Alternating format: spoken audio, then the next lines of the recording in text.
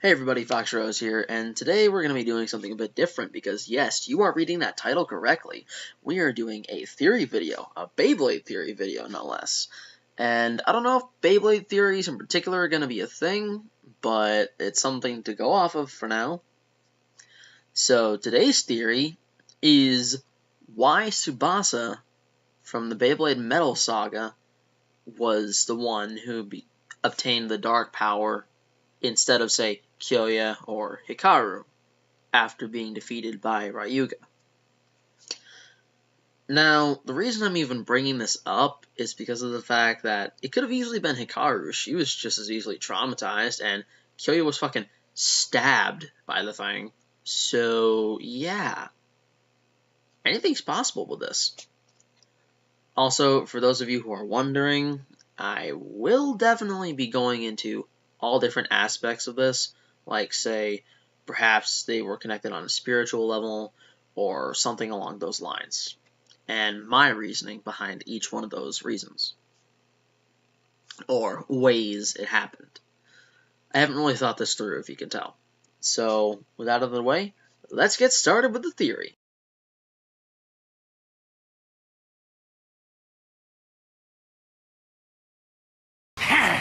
The Dragon Emperor starring Bite Strike won't be done in by that! Huh, what? It ends here! I'll admit, you've done well to fight against El Drago and I this long. It's really been very entertaining. But it's all over now!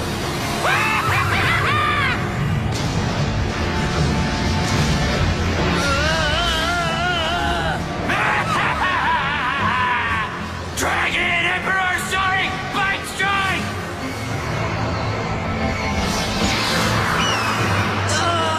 My ego! What's wrong? If you think you can dodge it, give it a try. If you can stop it, then go ahead and stop it, why don't you? Don't quit, Eagle!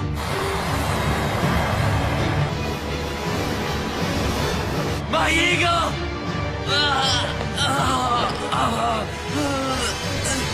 I congratulate you for being able to make me use some of my real strength. As a reward, I'll take extra special care in stealing that power from you.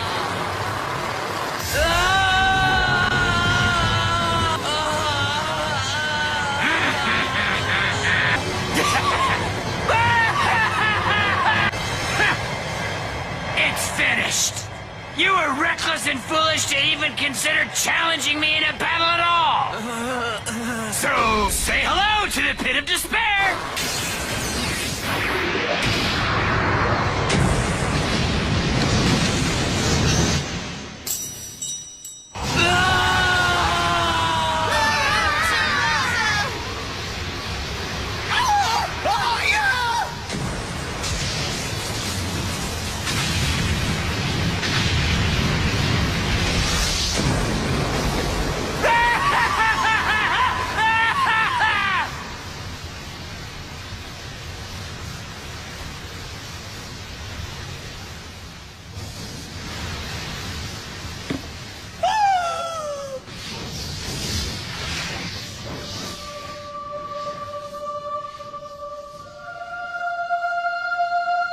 Now that we've gotten that little imagery refreshed in everyone's minds, let's go about why Tsubasa was the only one who was able to accept the dark power from Ryuga after being defeated. Like I touched upon earlier, Hikaru was totally frightened and totally OKO'd. No joking there, one-hit KO, basically killing her. But since it's technically a kid's anime, they had to retcon it. So there's that. And then there's the fact that Kyoya got the dark power to take control of Ryuga, and therefore got him to go all out. Well, not all out, but pretty damn close. So, the only one who he actually had a fun fight with without having any issues was Tsubasa. The footage I showed you all, it is from him using it the first time, and then the second time, his dark move, Dragon Emperor Soaring Bite Strike. This move basically steals the power of its enemy. And I don't really need to explain much more on that. That's exactly what the move does. There's nothing to really expand upon. But if you look throughout the entirety of the thing, you'll notice that Ryuga was absorbing power in a few episodes before this from fellow Dark Nebula Bladers. And none of them were all that powerful enough to make him go all out. Not a one. Then you get Tsubasa, who approaches the battle so calmly and efficiently, he's making El Drago whittle out its strength throughout the entirety of the match, and going from there, it seems like Eagle's going to win because he's lost so much power. But what Tsubasa didn't realize is that since it's a reverse rotation Beyblade, it absorbs the spin power of its enemy as well. So, combining that with the dark move Dragon Emperor Soaring Bite Strike, you can create some serious damage to your opponent.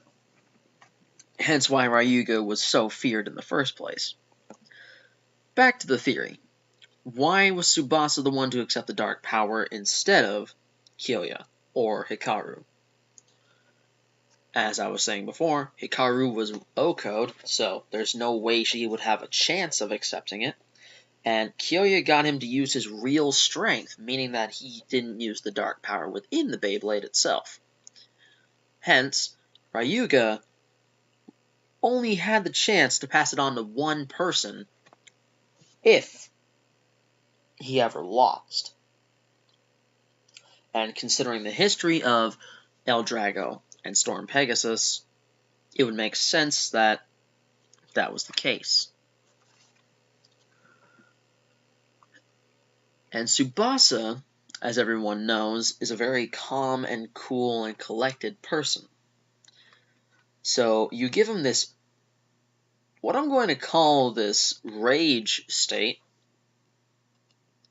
induced by the dark power that's within everybody, and you can get something very crazy out of him.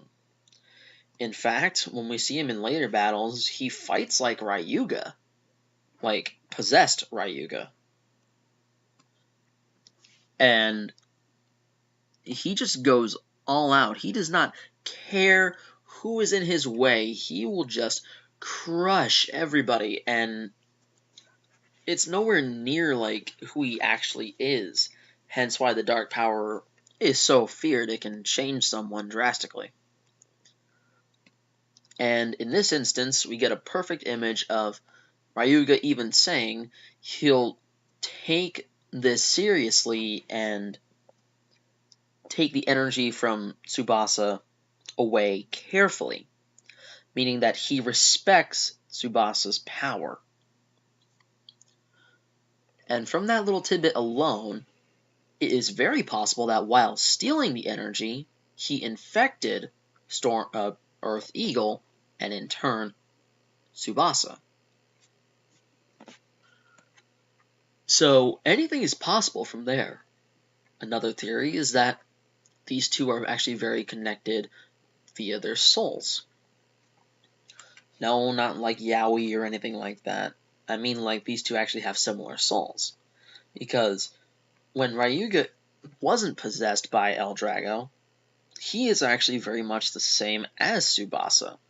Kind of a loner, cool, calm, and collected, and is trying to do what he wants to do the most.